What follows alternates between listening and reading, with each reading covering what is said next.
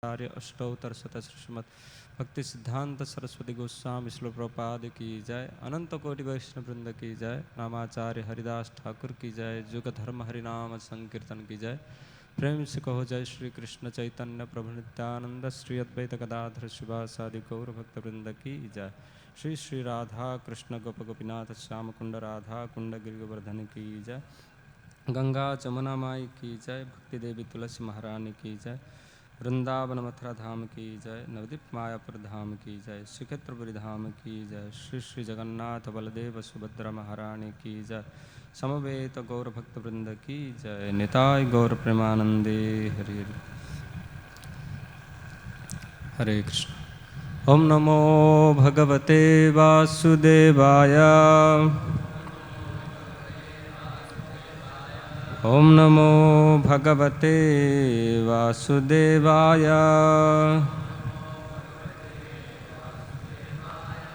ओम नमो भगवते वासुदेवाय। नारायणं नमस्कृत्यं नरं चैव नरोत्तमं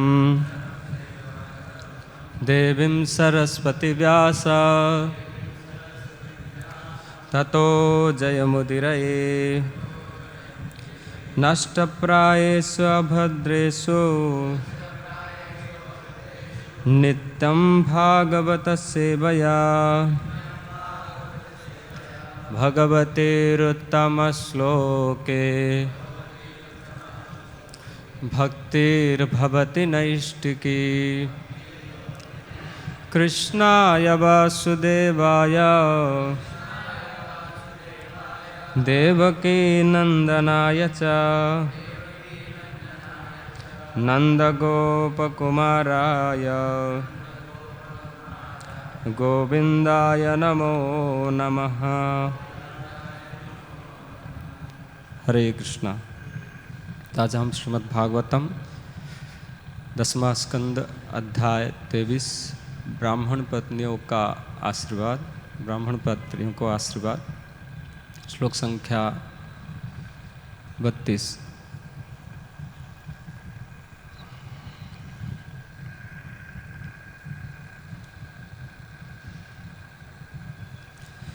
ना प्रीतय अनुरागाय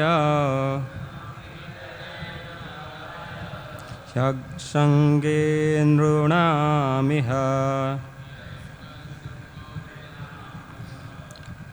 तन्मनो मयि युञ्जाना अचिरान् मां वाप्स्यत्। न प्रीतये अनुरागाय याङ्गसङ्गे नृणामिह तन्नो मयि युञ्जनाम् आचिरान् मामवाप्स्यत्। दोहराइए।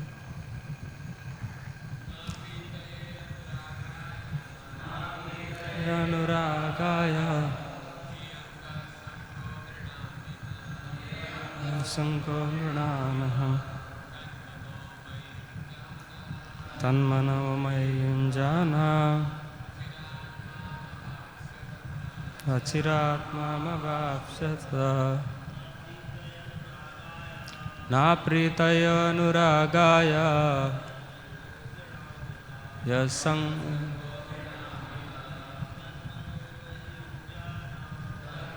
मयि युञ्जाना अचिरान् मामवाप्स्यत्। ना प्रीतये अनुरागाय याङ्गसङ्गो नृणाम्यहम्।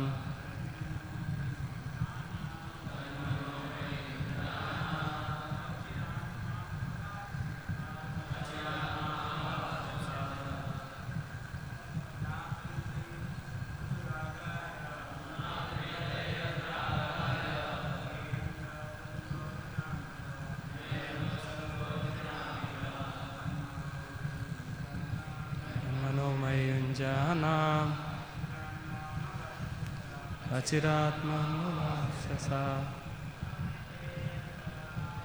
न प्रीतये अनुरागाय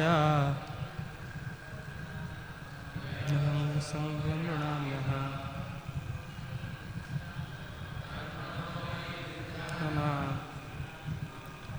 अचिरान्मामपापसा। माताएं, न प्रीतये अनुरागाय अहंग संगो नृणाम्यः जाना अचिरात्मामवास्वसा।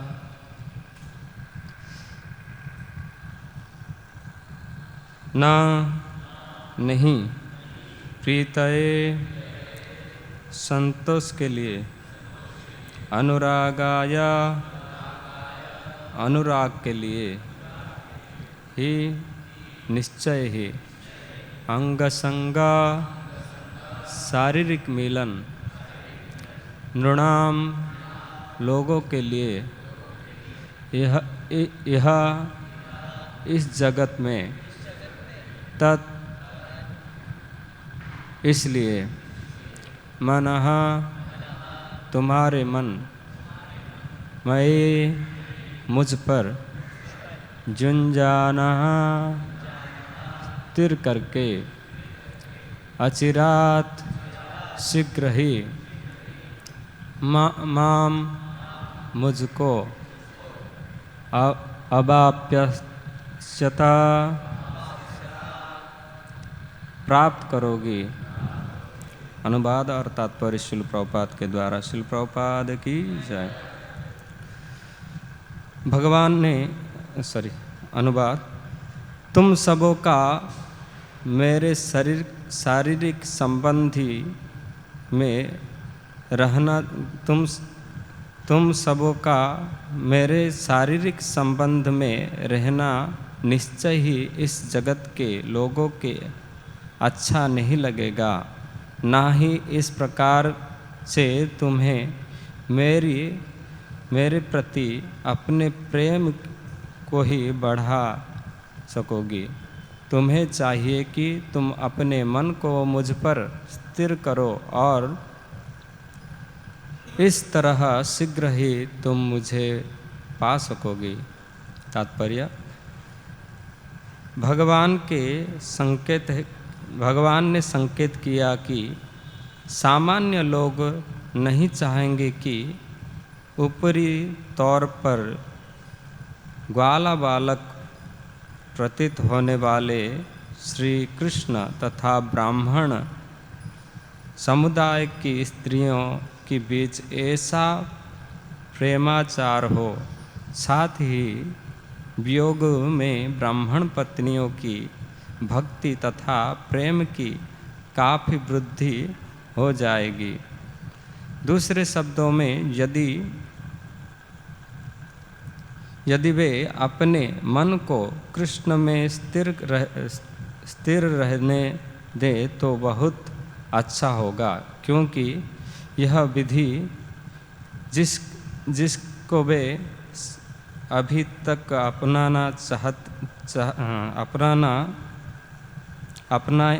अपनाए चली आ रही है, आजीवन चलती रहेगी। भगवान तथा उनका प्रामाणिक प्रतिनिधि आध्यात्मिक गुरु भगवान के भक्तों को पटुता से विविध प्रकार की सेवा में लगाते हैं, जिससे वे शीघ्र ही उनके चरण कमलों में वापस लौट सके। ओम अज्ञानतिमिरन्धस्य ज्ञानाञ्जनशलाखया चक्षुरुन्मीलितं येन तस्मै श्रीगुरवे नमः।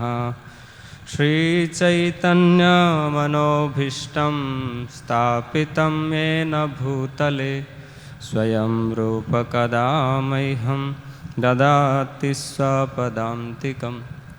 वन्देऽहं श्रीगुरो श्रीयुतापदकमलं श्रीगुरुन् वैष्णवां च श्रीरूपं साग्रजातं सहगणा रघुनाथं वितं त्वं सजीवं साद्वैतं सावधूतं परिजनसहितं कृष्णचैतन्यदेवं श्रीराधाकृष्णपादां सहगणा ललिता श्रीविशाखान्वितं स नमो विष्णुपादाय कृष्णपृष्ठाय भूतले श्रीमते भक्तिवेदान्तस्वामीति नामिने नमस्ते सारस्वते देवे गौरवाणी प्रचारिणे निर्विशेषशून्यवादी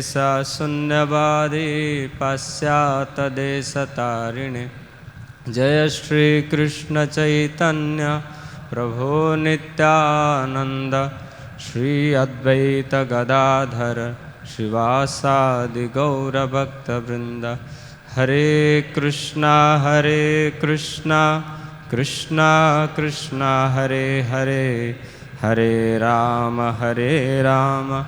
राम राम हरे हरे मूकं करोति वाचालं पंगुं लंघयति गिरिजत्कृपातमहं वन्दे श्रीगुरो दीनतारिणे परमानन्दमाधवं श्रीचैतन्य ईश्वरं।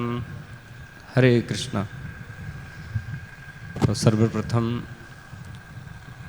परमाराध्य गुरुदेव और हमारे संस्था के संस्थापक आचार्य श्रील प्रभुपाद और उपस्थित सभी वैष्णवों से आशीर्वाद की कामना करता हूँ, जिससे कि श्रीमद् भागवतम की ये बहुत सुंदर द्विजपत्नी के ऊपर भगवान की जो कृपा, इस प्रसंग में मैं कुछ जो भी सुना भक्तों के मुख से, उसको आप सभी भक्तों के साथ आपकी आशीर्वाद कामना करते हुए साझा करने के लिए चाहता हूँ।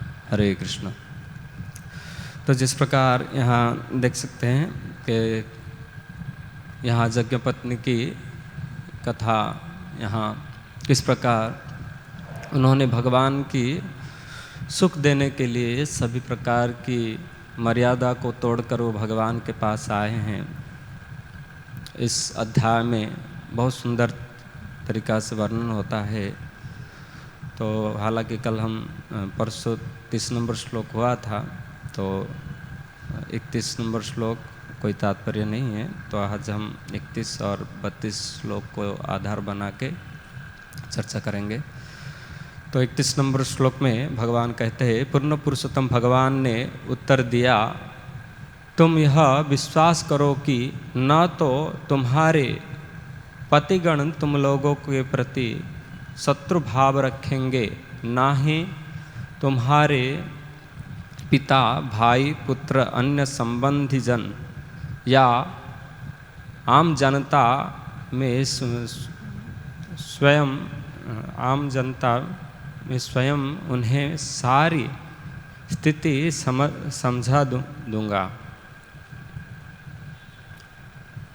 यहाँ तक कि देवतागण भी अपना अनुमोदन व्यक्त करेंगे।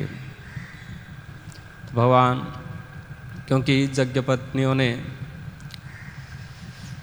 आप सब सुने हो किस प्रकार भगवान ने जब उनके मित्रों की क्षुधा को शांत करने के लिए यज्ञकर्ता ब्राह्मणों के पास प्रथम बार भेजने के बाद जब उनसे किसी प्रकार की सत्कार ना पाकर निराशा होकर भगवान के मित्र मंडली वापस आते हैं, फिर भगवान को प्रेरित करते हैं कि तुम उनकी पत्नियों के पास जाओ।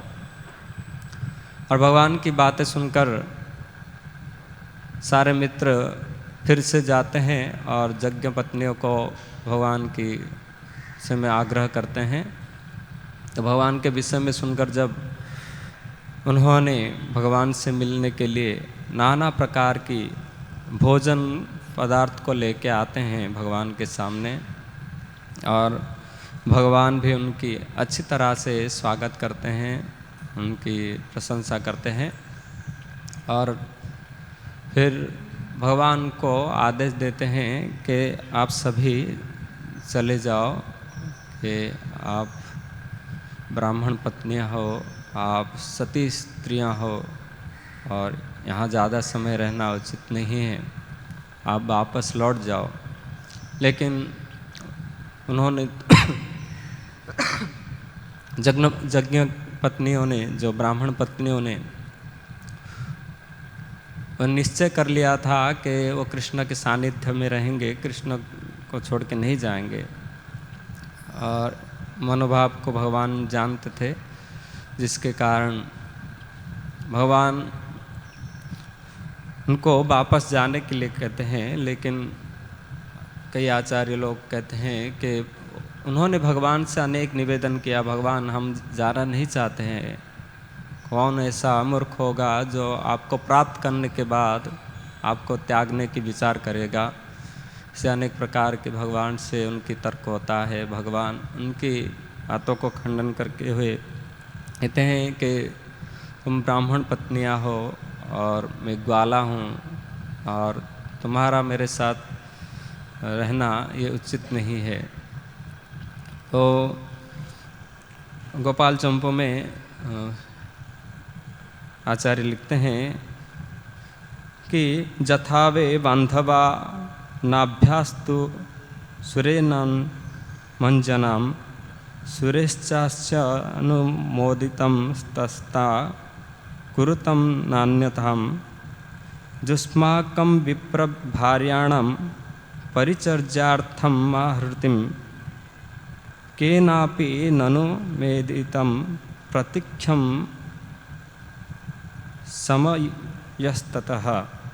दें कि कौन ऐसा व्यक्ति होगा जो विप्र पत्नियों का, जैसे कि अरे देखो आप सब ब्राह्मण की भार्या हो, अतः सेवा के लिए तुम्हें अंगीकार के कोई भी अनुमोदन नहीं करेगा, इसलिए मेरे सेवा के योग्य देह की प्राप्ति तथा प्राकृत देह को त्याग कर समय की प्रतीक्षा करना उचित है,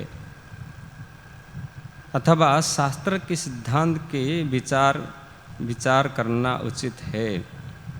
और कहते हैं कि तदंतर खिले हुए कमल के समान नेत्र वाले श्री कृष्ण ने संकोच एवं अन्यान्य की आलोचना करते ही विनम्र पूर्वक बोले, हे ब्राह्मणी,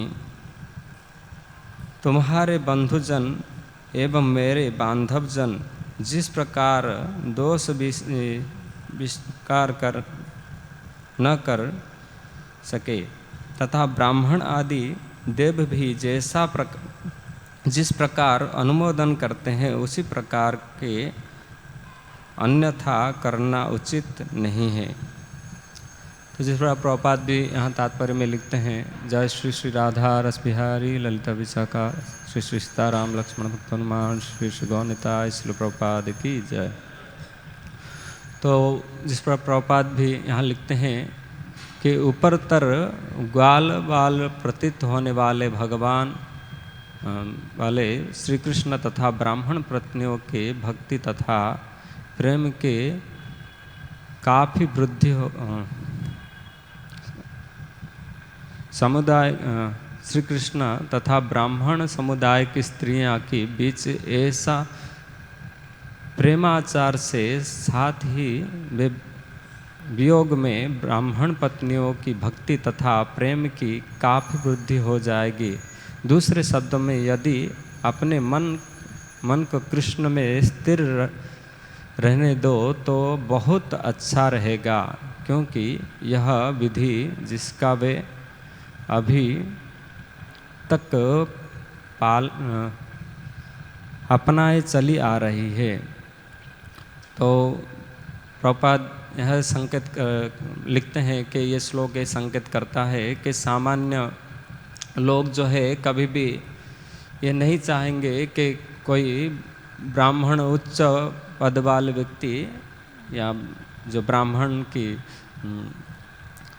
उच्चतर यहाँ हम देखते हैं वर्णाश्रम धर्म के अनुसार जो ब्राह्मण कुल है श्रेष्ठ माना जाता है, और उसके बाद क्षत्रिय, वैश्य, शूद्र। और शास्त्र भी कहता है कि भगवान अलग अलग श्लोक में भगवान जैसे पुरुष सूक्त में कहा जाता है, ब्राह्मणस्य मुखमासीत बाहुराजन्य कृत तदस्य वैश्यस्य पाद्याभ्यम शूद्र जायते, कि भगवान के मुख के समान है ब्राह्मण। तो एक दृष्टि से भगवान यहाँ इंगित करने चाहते हैं कि तुम उच्च स्तर की कुल की स्त्रियाँ हो और मैं एक ग्वाला हूँ, तुम्हारा मेरे साथ इस प्रकार से मिलन जो है कोई भी साधारण व्यक्ति जो है उसके अनुमोदित नहीं करेगा, जिसके कारण यहाँ जैसे गोपाल चंप कहता है कि भगवान कह रहे हैं कि तुम सब चले जाओ और इस जो देह है, भौतिक देह है, जिसमें तुम्हें ब्राह्मण कुल में जन्म हो वह है, तो इस शरीर को, ये जो प्राकृतिक शरीर है, इसको त्यागने के बाद तुम जब समय के प्रतिज्ञा करो और जभी से ही तुम्हें शरीर प्राप्त होगा मेरे सेवा के लिए, तभी तुम्हें मेरा सेवा प्राप्त हो जाएगा। इस प्रकार कह के भगवान को वापस भेजने के लिए उद्युत हो रहे हैं, और भगवान कई प्रकार से कह रहे हैं। तो भगवान यहाँ देख सकते हैं कि ब्राह्मण पत्नियों ने किस प्रकार भगवान के बारे में हम देखते हैं कि उन्होंने केवल सुना था, जो उनके गांव में दूध दही लेकर जो ग्वालिन आते थे, उनके मुख से कृष्ण की लीला को सुने थे, कृष्ण के विषय में सुना था। जो भी वृंदावन जाते थे, जो भी लोग वृंदावन से वापस इनके गांव में भी आते हैं, कृष्ण को लीला को जो सुन के उन्होंने आए हैं, फिर इनके पास भी या सर्वत्र वो कृष्ण के विषय में वर्णन करते थे। और कृष्ण के विषय में सुनते हुए जो उनके हृदय में कृष्ण के प्रति अनुराग उत्पन्न हुआ था, आज जब कृष्ण उनके मित्र के माध्यम से उनके पास भेजे हैं, कृष्ण ब्राह्मणियों के पास, और जब उन्हें मौका मिला कि किस प्रकार वो ब्राह्मण पत्नियों ने कृष्ण को मिलने के लिए कब से इंतज़ार कर रहे थे, जिसके कारण उन्होंने कृष्ण को प्राप्त करने के बाद उनकी जो अनुराग है उनको रोक नहीं पाया। हालांकि यहाँ ब्राह्मण जो है वेद में निपुण थे और सभी प्रकार की यज्ञ कर्म में लगे थे, लेकिन उनके लिए उनका वेद धर्म जो है उनको कृष्ण के चरण में जाने के लिए बाधक बन गया। लेकिन आज जब वही ग्वाल बाल भगवान की सखाएं आते हैं ब्राह्मण पत्नियों के पास, कृष्ण के विषय में कहते हैं, तो सभी प्रकार की बाधा विघ्न को त्याग कर उन्होंने कृष्ण से मिलने के लिए चले आए। तो जिस प्रकार भगवद गीता में हम देखते हैं, भगवान जहाँ कहते हैं कि किस प्रकार एक भक्त की आचरण होना चाहिए, तो भगवान कहते हैं सर्वधर्मं परित्यज्य मामेकं शरणं व्रज अहम तम सर्व पापेभ्यो मोक्षयिष्यामि मा शुचा। तो भगवान कहे कि सभी प्रकार के धर्म को त्याग कर मेरे शरण में आओ। तो उसकी अगर हमें किसी ने दर्शन कराया तो ब्रज की गोपियाँ और ये ब्राह्मण पत्नियाँ, जिन्होंने कि भगवान के ये वचन को सार्थक करते हुए हमें ये प्रमाणित रूप से दर्शाया कि किस प्रकार सभी प्रकार की धर्म को त्यागना चाहिए। क्योंकि शास्त्र कहता है आराधिता यदि हरि तपसा ततः किम, न आराधिता यदि हरि तपसा ततः किम, अंतर्बहिर्यदि हरि तपसा ततः किम, न अंतर्बहिर्यदि हरि तपसा ततः किम। कि कोई अगर आराधना करता है भगवान हरि का तो तपस्या, उसके अलग से तपस्या करने की कोई आवश्यकता नहीं है। लेकिन कोई बहुत बड़े बड़े तपस्या करते हैं लेकिन हरि के प्रति उनका कोई भी प्रेम नहीं है, तो ऐसे तपस्या का क्या फायदा है। तो कहते हैं कि अंतर बहिर यदि हरि, कहीं किसी व्यक्ति के अंदर भी वो हरि की चिंतन करता है और बाह्य रूप से भी हरि की दर्शन की सेवा करता है, तो अंतर बहिर यदि हरि तपसा ततः किम, कि उसके लिए वही तपस्या है, अलग से कोई तपस्या करना जरूरत नहीं है। और कहते हैं कि न अंतर बहिर यदि हरि, अगर किसी के मन में भी हरि की चिंतन नहीं है और बाह्य रूप से भी कभी वो भगवान की सेवा नहीं करते हैं, तो ऐसे व्यक्तियों के लिए भी क्या लाभ है कि न अंतर बहिर यदि हरि तपसा ततः किम। तो देख सकते हैं ब्राह्मण जो है वहाँ बैठे थे यज्ञशाला में, अनेक प्रकार के मंत्र को, शास्त्र को उच्चारण करते हुए आहुति दे रहे थे।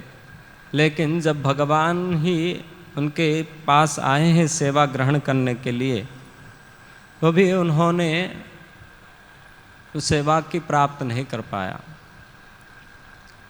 लेकिन उनकी पत्नियों ने इस अवसर को प्राप्त किया है। ये आचार्य लोग कहते हैं कि उनके जीवन में बहुत बड़ा स्वीकृति था कि उन्होंने कृष्ण के बारे में सुन रखे थे। क्योंकि भगवत भक्ति का जो प्रथम सोपान है, प्रथम सीढ़ी जो है आगे बढ़ने के लिए, श्रवण उन्होंने किए थे। बार बार कृष्ण के विषय में श्रवण करते हुए उनके हृदय में जो कृष्ण के प्रति लालसा उत्पन्न हुआ था। इसके कारण जब उन्होंने कृष्ण के विषय में सुना,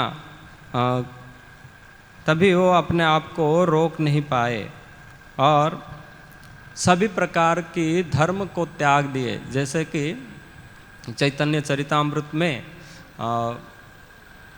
गोपियों की भाव को दर्शाते हुए किस प्रकार गोपियों ने भी भगवान को प्राप्त करने के लिए सभी प्रकार की धर्म को त्याग दिए। कहते हैं लोक धर्म, वेद धर्म, देह धर्म कर्म, लज्जा धैर्य देह सुख आत्म सुख कर्म। कि उन्होंने, गोपियों ने क्या त्यागा? ने लोक धर्म, कि लोग क्या कहेंगे, लोग हमें क्या कहेंगे। और वेद धर्म,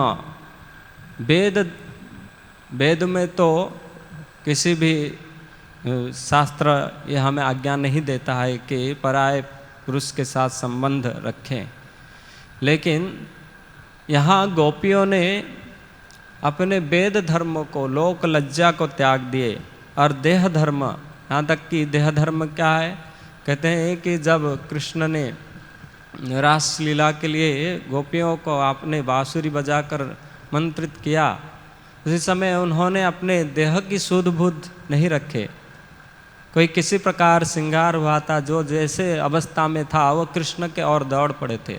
उनके लिए किसी प्रकार की देह धर्म नहीं था और किसी प्रकार की वो लज्जा नहीं रखे और धैर्य धारण नहीं कर पाए और उनके लिए कोई किसी प्रकार की देह सुख नहीं था और केवल वो चाहते थे कि कृष्ण को संतुष्ट करना। कृष्ण कैसे सुखी होंगे, इसके लिए वो सब कुछ त्याग कर कृष्ण के लिए चले आए। इसलिए कहते हैं कि सर्वत्यागी करी करे कृष्ण रे भजन, कृष्ण सुख हेतु करे प्रेम सेवन। कि सब कुछ त्याग कर वो कृष्ण के भजन, यानी भजन यानी इसका अर्थ ये नहीं कि खाली महामंत्र का जप करना या भगवान के कीर्तन करना यही भजन नहीं है, कि भगवान की सेवा भी एक भजन है। भगवान के अनेक प्रकार की सेवा होता है, तो ये भी भगवान की भजन है। इसी प्रकार जो हम देख सकते हैं कि गोपियों के जीवन में किस प्रकार उन्होंने सब कुछ त्याग कर कृष्ण के सुख के लिए उन्होंने सब कुछ त्याग दिया, सभी धर्मों को त्याग दिया। और कृष्ण कैसे सुख होंगे अगर कृष्ण की अपना सुख चाहते थे, कृष्ण का सुख नहीं चाहते थे। तो आचार्य लोग कहते हैं कृष्ण ज़्यादा दूर नहीं थे, मथुरा और वृंदावन में ज़्यादा अंतर नहीं था, केवल जमुना को पार करना ही था। इसलिए जमुना पार करके भी वो कृष्ण के साथ उनका मिलन हो सकता था, लेकिन वो जानते थे कि इससे कृष्ण सुखी नहीं होंगे। इसके कारण उन्होंने वृंदावन में ही रहकर कृष्ण की विरह में, जैसे हम देखते हैं महाप्रभु की लीलाओं में भी कि किस प्रकार महाप्रभु महाभाव में रहते थे, और वही महाभाव की दशा गोपियों का था। कृष्ण की चिंतन में, कृष्ण की विरह में जो उनको सुख प्राप्त होता था। यहाँ आचार्य लोग भी कहते हैं कि जो सुख कृष्ण विरह में प्राप्त होता है वो सुख गोपियों को कृष्ण मिलन में प्राप्त नहीं होता था। इसलिए कृष्ण विरह जनित सुख को सर्वोच्च सुख कहा गया है। जैसे सामान्य तौर पे भी लोग कहते हैं कि दुख में स्मरण करे सभी, सुख में करे ना कोई, सुख में स्मरण करे तो दुख काहे को होए। तो सब लोग दुख में स्मरण करते हैं, लेकिन दुख में किस लिए स्मरण करते हैं कि सुख हो जाए।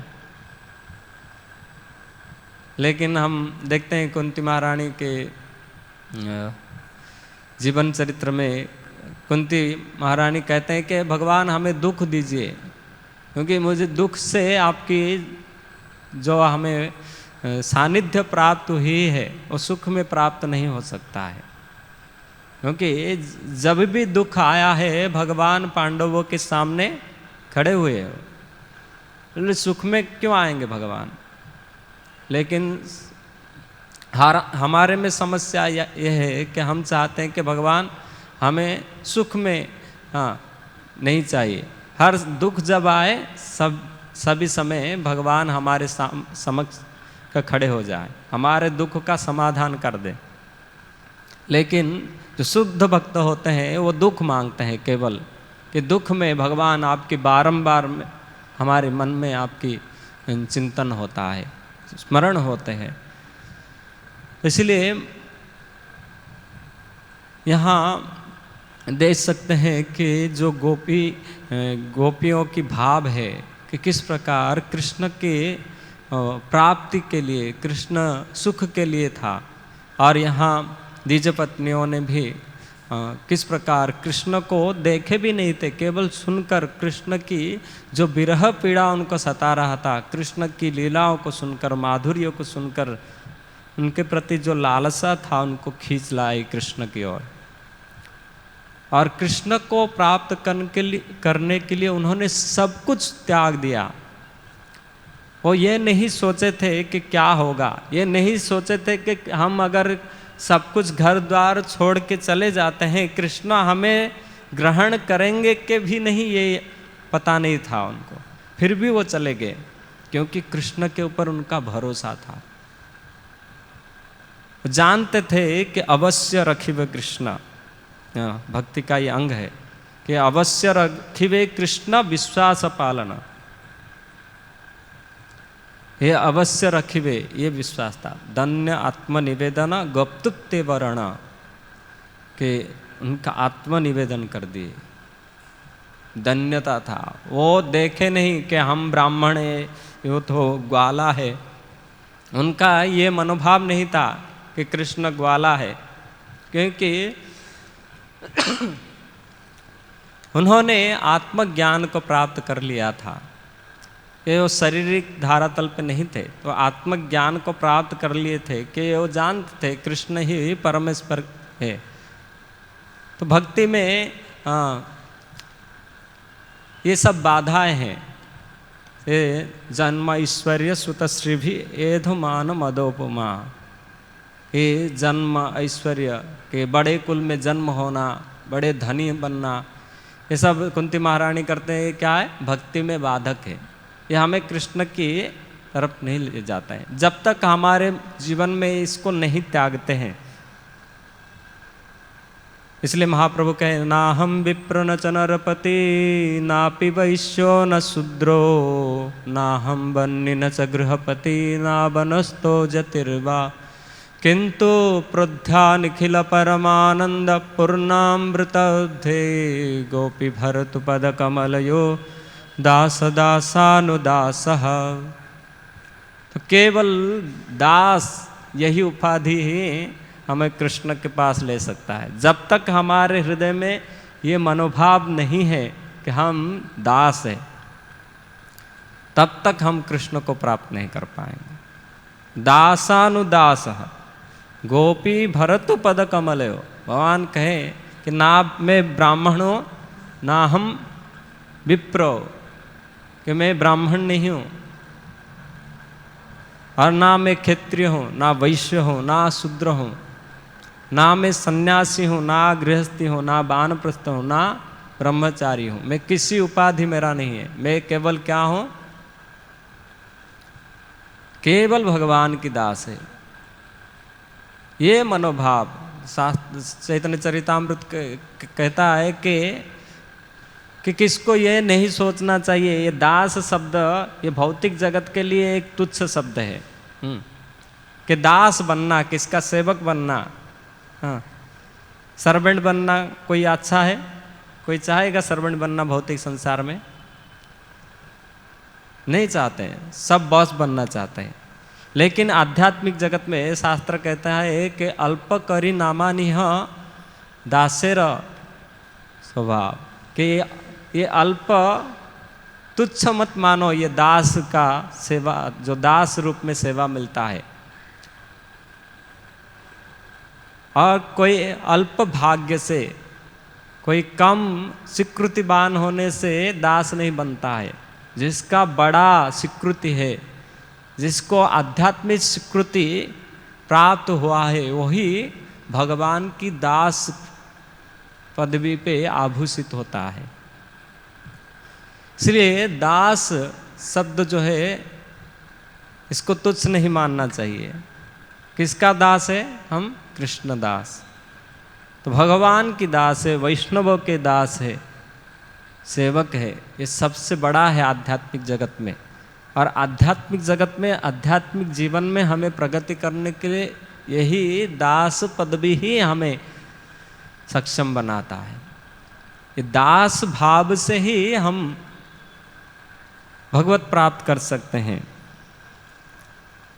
और कोई नीच कुल में जन्म हुआ है या वृद्ध कुल में जन्म हुआ है, ये डिपेंड नहीं करता है भक्ति। भक्ति केवल निर्भर करता है आप कितने, आपके अंदर विनम्रता है। विनम्रता ही वैष्णवता है। आप विनम्र होने से ही हम भगवत प्राप्ति कर सकते हैं। तो इसलिए शास्त्र कहता है नीच जाति नाही कृष्ण भजनैर योग्य, सत्कुल विप्र नाही भजनैर योग्य, जेई भजे से बड़ अभक्त ही न छा, कृष्ण भजन नाही जाति कुलादि विचार। कि नीच जाति कृष्ण भजन में बाधा नहीं है। कि कोई नीच कुल में जन्म हुआ है, शूद्र कुल में जन्म हुआ है, चमार है, तो उसको कभी नहीं सोचना चाहिए कि मैं कृष्ण भक्ति नहीं कर सकता। भगवान का भक्त तो किसी भी कुल का हो सकते हैं। आचार्य लिखते हैं हे मने की करे बरन को जेई कुले नाही।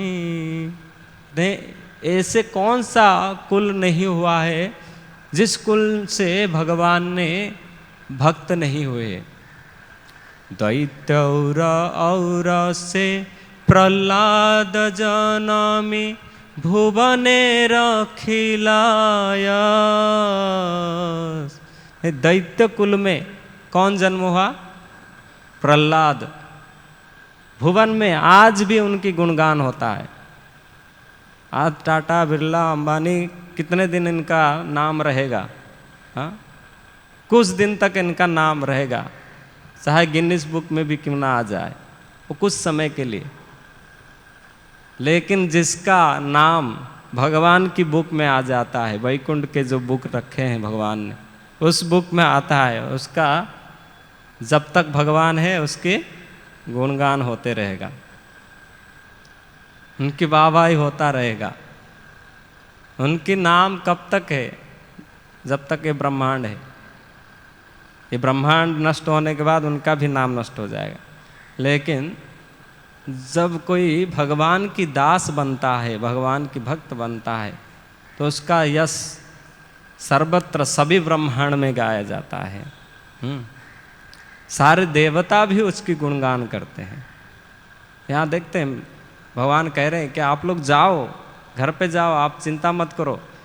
क्योंकि आनंद वृंदावन चंपू में लिखते हैं कि भगवान कह रहे हैं आप लोग चिंता मत करो, आप लोग जाओ, मैं उनके हृदय में परमात्मा के रूप में हूँ और मैं उनकी मति को बदल दूंगा। और कौन तुम्हें रोकेगा, कौन तुमको ठुकराएगा? तुम्हारे जो पति, पिता, पुत्र, उनके हृदय में मैं ही तो हूँ परमात्मा के रूप में। और यहाँ तक कि कहते हैं कि तुम्हारा देवताओं की, ये तात्पर्य में भी आया है अनुवाद में, कि देवताओं भी अनुमोदित करेंगे।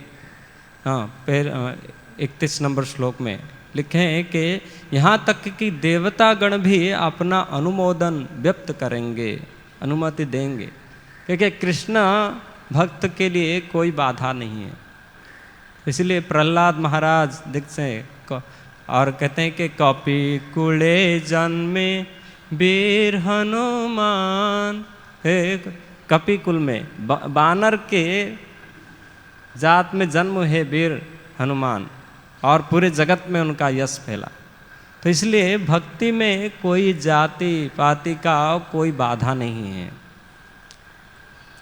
तो भगवान यहाँ एक मर्यादा के तौर से उनको जाने के लिए कह रहे हैं कि तुम जाओ, तुम साध्वी स्त्रियाँ हो, तुम जाओ, तुम्हारा पति की सेवा करो और तुम्हारा ब्राह्मण उचित धर्म का पालन करो, और जाकर क्या करो, मुझको अपने मन में रख के मेरे विषय में चिंतन करो, मेरा अनुराग। और इसी प्रकार उन्होंने भगवान की विरह को अपने हृदय में धारण करके वहाँ से चले जाते हैं ब्राह्मण पत्नियाँ। तो देखते हैं कि किस प्रकार कि कितना शरणागति कितना महत्वपूर्ण है, कि किस प्रकार ये ब्राह्मण पत्नियों ने भगवान के प्रति कितना उनकी अनुराग था, उनका प्रेम था, जो सब कुछ छोड़ दिए, किसी भी प्रकार की उनकी भौतिक जो देह आदि बाधक नहीं बने। और वो ये चिंतन नहीं किए थे कि भगवान मुझे हमको ग्रहण करेंगे या नहीं, फिर भी उन्होंने गए। और जाने के बाद कभी वो सोचे नहीं थे हमको वापस जाना पड़ेगा। लेकिन हमारे जीवन में आ जाते हैं, लेकिन फिर हम पीछे मुड़ के देखते रहते हैं कैसे वापस जाएं। तो जब तक हमारे मन से ये मनोभाव नहीं जाएगा कि हम कृष्ण प्राप्ति के लिए सभी प्रकार की बाधाओं को, विघ्न को अनदेखा करके हम केवल कृष्ण के लिए ही, कृष्ण सेवा के लिए हमारा जीवन समर्पित है, ये मनोभाव नहीं होगा, तब तक हम कृष्ण प्राप्ति नहीं कर पाएंगे। इसलिए भक्त विनोद ठाकुर एक भजन में कहते हैं कि सुगीत कीर्तने स्वसखी गणे तुमीचे जुगाळ धन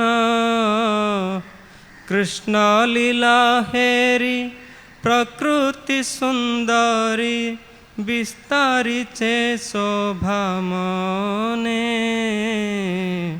घरे न जाइब बने प्रवेशिब उलीलार शेर परे त्यजी कुल लाज भज ब्रज राज विनोद विनती करे। गोपियों का भाव क्या था, इन दशा को वर्णन करते हुए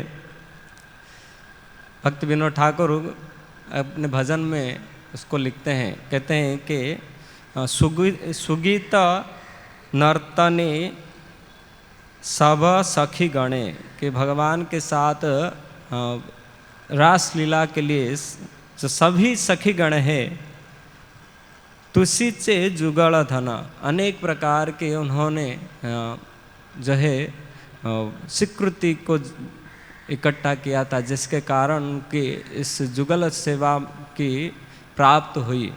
और कहते हैं वो क्या था, कृष्ण लीला हेरी प्रकृति सुंदरी, कि भगवान की कृष्ण की लीलाओं को सुनकर जो प्रकृति देवी क्या हुआ है ना, कहते हैं विस्तारी छे शोभा मने, कि अनेक प्रकार की शोभा विस्तार रूप से वो ग्रहण किया है। और इसलिए जब गोपिकाओं ने जब वहाँ रासलीला में पधारते हैं, या यहाँ तक कि ये ब्राह्मण पत्नियाँ भी जब कृष्ण के पास जाते हैं तो भगवान को निवेदन करते हैं, भाई भगवान हमें घर में फिर से वापस ना भेजो, हम घर जाने के लिए आपके पास नहीं आए हैं, हम तो केवल चाहते हैं, यहाँ तक कि कहते हैं कि हम आपकी, अगर आप हमें सानिध्य में नहीं रखोगे हम दूर रह के आपके चरणों का दर्शन करते रहेंगे, और जब भी मौका मिलेगा आपकी चरण में चढ़ाया गया तुलसी को हम ग्रहण करके उसकी सुगंध लेकर हम उसमें सुखी रहेंगे, लेकिन हमें घर में मत भेजो। हम तो चाहते घरे न जाइब बने प्रवेशिब, घर में नहीं जाएंगे, वृंदावन में प्रवेश कर लेंगे। घरे न जाइब बने प्रवेशिब उलीला रसेर परे, कि ये रस जो है, ये जो उन्नत उज्ज्वल रसा, हाँ, ये सबसे जो बड़ा रस माना जाता है, जितने भी रस है सबसे माधुर्य रस को ही प्राधान्य कहा गया है। तो इसी रस को आस्वादन करने के लिए उन्होंने कहा कि हम घर में नहीं जाएंगे, वन में प्रवेश करेंगे। कि त्याजी कुल लाज भज ब्रज राजा, कि त्याग कर कुल की मर्यादा को केवल भजन करना है ब्रजराज की। तो इसलिए हम देख सकते हैं कि किस प्रकार, और चैतन्य महाप्रभु की भी शिक्षा यही है कि हमारे जीवन में जो भौतिक देह किसी भी प्रकार की भक्ति में बाधक नहीं होना चाहिए। तो भक्ति जो है सभी धर्म से परे हैं, तो केवल भगवान की ही भक्ति ये हमारा एकमात्र धर्म है वैष्णवों का। इसलिए सब प्रकार की धर्म त्याग कर हमें भगवान की सेवा करना ही हमारा जीवन का लक्ष्य होना चाहिए। तो यहाँ तक के प्रभुपाद जी लिखते हैं कि भगवान तथा उनके प्रामाणिक प्रतिनिधि आध्यात्मिक गुरु भगवान के भक्तों के पटुता से विविध प्रकार की सेवा में लगाते हैं, जिससे वे शीघ्र ही उनके चरण कमलों में वापस लौट सके। तो गुरु जानते हैं कि किस प्रकार किसको कौन सी सेवा दिया जाए। तो गुरु उस व्यक्ति के आध्यात्मिक प्रगति के लिए गुरु से सेवा में लगाते हैं। तो जब कोई व्यक्ति अपने गुरु के निर्देशन में कार्य करता है, तभी वह आध्यात्मिक जीवन में प्रगति प्राप्त कर सकता है। तो हमारा जीवन का एक ही मात्र लक्ष्य है कि क्योंकि भगवान के प्रतिनिधि है गुरु, वो जानते हैं हमें किस प्रकार की सेवा करना है, और ये भौतिक शरीर से हम भजन करते हुए गुरु के निर्देशन में हम आध्यात्मिक जगत में आध्यात्मिक शरीर प्राप्त करके कृष्ण की सेवा कर पाएंगे। तो इसलिए गुरु की हमारे जीवन में जो हस्तक्षेप है ये महत्वपूर्ण है। तो गुरु के मार्गदर्शन में इस प्रकार कहते हैं कि शीघ्र ही उनके चरण कमलों को वापस लौट सकते हैं। कृष्ण की चरण कमल में जाने के लिए यही मात्र एक ही रास्ता है कि गुरु की आज्ञा से, गुरु की निर्देशन पे हम कार्य करें। तो प्रभुपाद जी ने हमें मार्ग दिए हैं, तो प्रभुपाद जी ने अनेक प्रकार की सेवा हमारे लिए रखे हैं। तो जो प्रभुपाद के प्रतिनिधि कौन है कि जो हमारे गुरु वर्ग है या हमारे मंदिर के अथॉरिटी है, वो सब प्रभुपाद की प्रतिनिधि करते हैं। तो उनके मार्गदर्शन में हमको सेवा करना है। तो अगर कभी हमें कुछ सेवा में बाधा उत्पन्न होता है, हमें नहीं कर पाते, तो उनको विनती कर सकते हैं कि हमसे नहीं हो रहा है, कुछ अलग सेवा दो। तो इस प्रकार के हम किसी न किसी के आश्रित होकर ही आध्यात्मिक जीवन में प्रगति कर सकते हैं।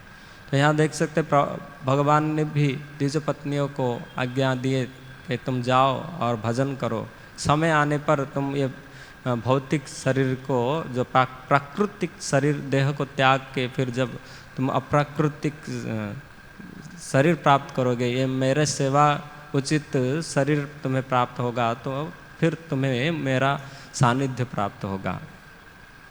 इसलिए यहाँ देख सकते हैं हमारे लिए बहुत महत्वपूर्ण शिक्षा है इन अध्यायों में कि किस प्रकार हमें ये शिक्षा मिलता है शास्त्रों में कि कैसे हम भक्ति में आगे बढ़े।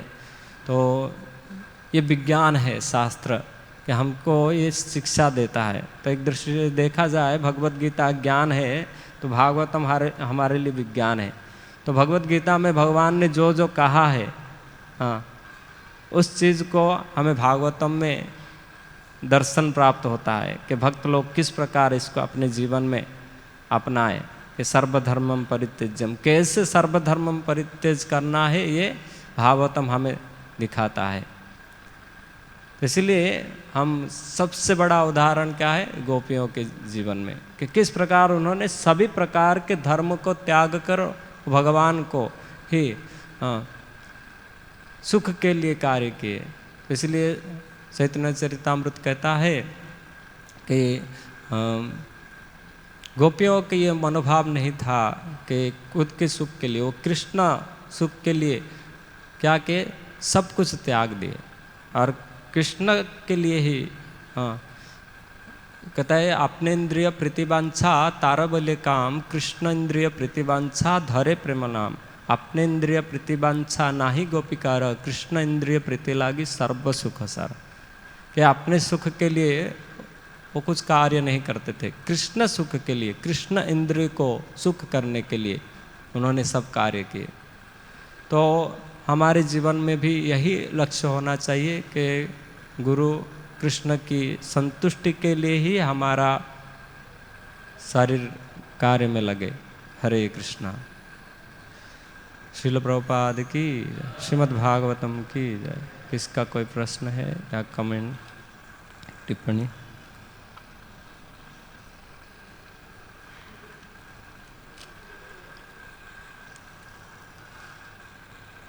Hare Hare translation.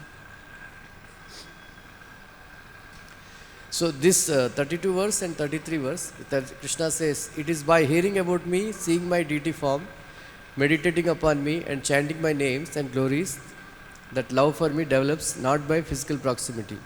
Therefore, please go back to your homes. How many of you think that what Krishna said is correct?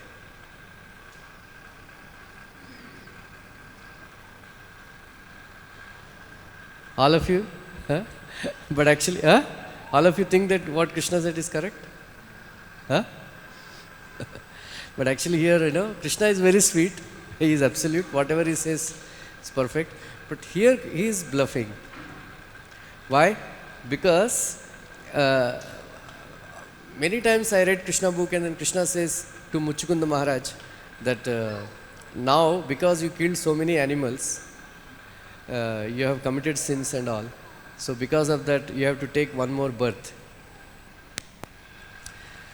Then next birth you will become a Brahmana, then you become a devotee. I was always wondering, when the Muchukund Maharaj was seeing Krishna, why he has to take birth again to get rid of the sins, right? So then I got an answer from the commentary. But actually what Krishna said is not correct, because Krishna was because Muchukund Maharaj has developed so much attraction for Krishna, he is saying, I want to come with you, my dear Krishna. But Krishna thought he is 20 feet tall, Muchukund Maharaj, because he is from Treta Yuga. And then Krishna is only 7-8 feet tall. And then if I take him with me, he will simply swallow all the Kshatriyas and all, then it doesn't look good. So that is why Vishwanath Chakravarti Thakur says that Krishna told him, no, not now, you just do bhajan, next life you will get, because he did not want Muchukund Maharaj to come with him.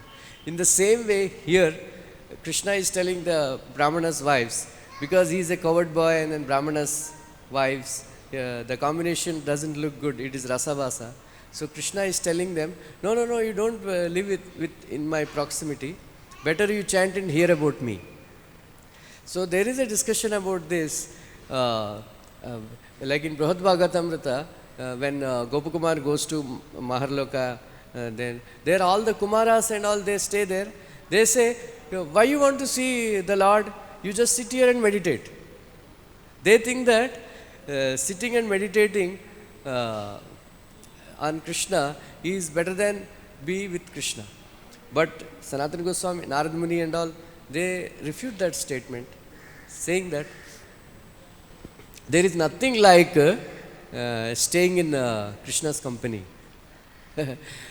Actually, what is the greatest enemy for karmis for doing service? Sense enjoyment. What is the greatest obstacle for devotees to serve Krishna? Krishna's beauty. So, as soon as devotees they see Krishna, they start crying and they become ecstatic and they can't do any service to Krishna. So, Krishna's beauty is so wonderful that devotees faint. Devotees faint, and then they have to pray to Krishna, my dear Krishna, please give me composure so that I can do service. So in Brihad Bhagavatamrita it is mentioned that actually seeing Krishna and living with Krishna is the highest. So the result of hearing about Krishna, should be, we should be able to live in the company of Krishna. So here, because of context, Rasabhasa, Krishna is telling them, no, you go, you hear about me, don't, stay in my company.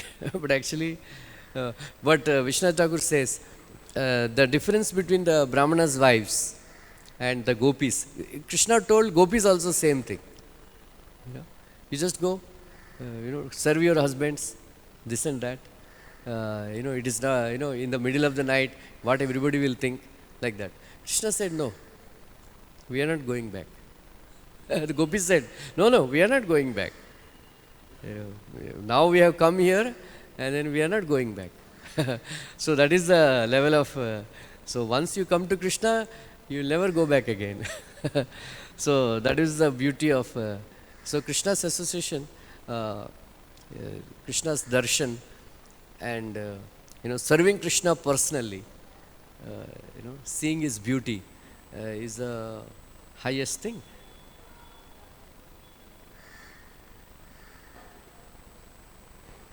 Thank you गुरुजी। और किसका comment, कोई प्रश्न?